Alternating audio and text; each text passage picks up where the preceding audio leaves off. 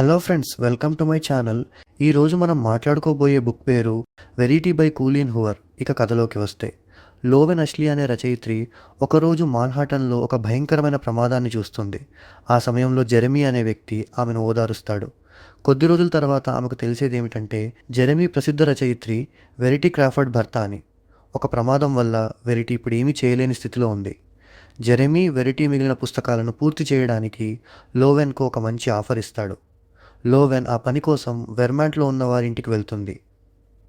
అక్కడ ఆమె జెరెమీ, వారి చిన్న కుమారుడు క్రూ, ఇంకా పూర్తిగా కదలలేని స్థితిలో ఉన్న వెరిటీని చూస్తుంది. వెరిటీ ఆఫీస్లో వెతుకుతుండగా లోవెన్కు బీట్ అనే ఒక రహస్య మాన్యుస్క్రిప్ట్ దొరుకుతుంది. అది చదవడం ప్రారంభించిన తర్వాత ఆమె షాక్ అవుతుంది. ఆ మాన్యుస్క్రిప్ట్లో వెరిటీ తన మనసులో ఉన్న చీకటి ఆలోచనలు రాసి ఉంటుంది. ఆమె జెరెమీపై ఎక్కువగా మోజుపడిందని, తన ఇద్దరు కూతుళ్లపై ద్వేషం పెంచుకున్నట్టు చెబుతుంది. ఇంకా కొన్ని భయంకరమైన విషయాలు కూడా రాసి ఉంటుంది.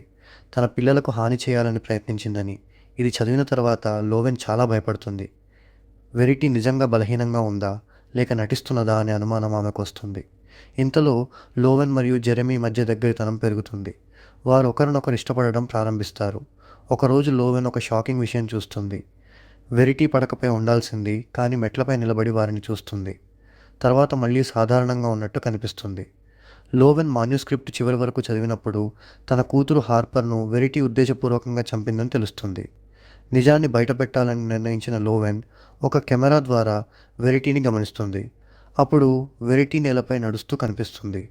అంటే ఆమె నిజంగా నటిస్తోంది. లోవెన్ ఆ మాన్యుస్క్రిప్ట్ను జెరెమీకి చూపిస్తుంది.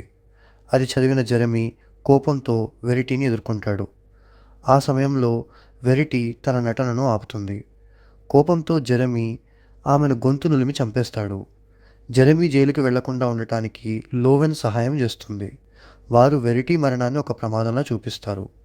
7 నెలల తర్వాత లోవెన్ మరియు జెరెమీ కలిసి సంతోషంగా జీవిస్తూ ఒక బిడ్డ కోసం ఎదురు చూస్తుంటారు.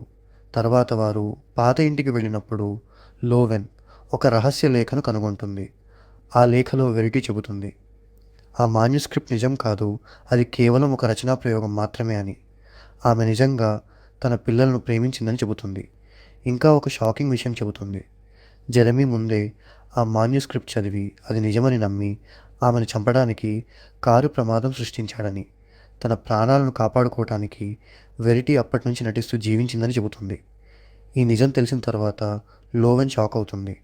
చివరికి ఆమె ఆ లేఖను టాయిలెట్లో వేసి నాశనం చేస్తుంది. ఆమె నిజాన్ని ఎప్పటికీ దాచిపెట్టాలని నిర్ణయించుకుంటుంది. కథ ఇక్కడ ఒక సందేహంతో ముగుస్తుంది.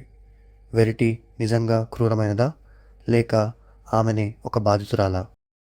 ఇలాంటి మరిన్ని వీడియోస్ కోసం మన ఛానల్ని సబ్స్క్రైబ్ చేసుకోండి. మళ్ళీ వచ్చే వీడియోలో ఇంకొక కథ గురించి మాట్లాడుకుందాం.